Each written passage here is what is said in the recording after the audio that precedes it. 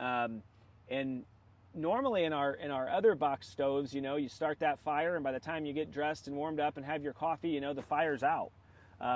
That's not the case with this stove in most circumstances. So you want to be careful, because when you leave for the day, you're probably still going to have some fire or some hot coals inside of the stove. So you're just, we don't recommend that you leave a fire unattended. So if you're leaving for the day, you just going to want to be aware that you're probably going to actually need to put I never once had to put a fire out in my other stoves.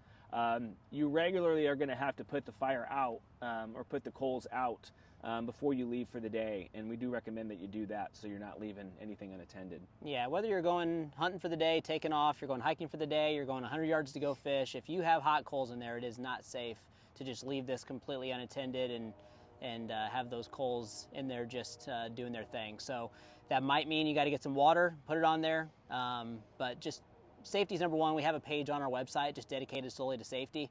So just something to be aware of. There's huge benefits to long coal life, but there is one thing to think about, is that it has a long coal life, and so you might have to be mindful of that.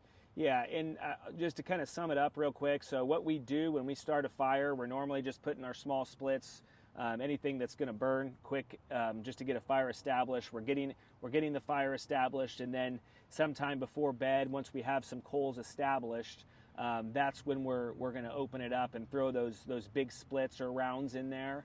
And that's when we're going to really start taking advantage and dampening the stove down, shutting the door completely, making sure that we have a minimal amount of air and it's dampened down as much as possible. And that's what's going to give you, allow you to kind of set in for the long haul and have the maximum burn time and coal life.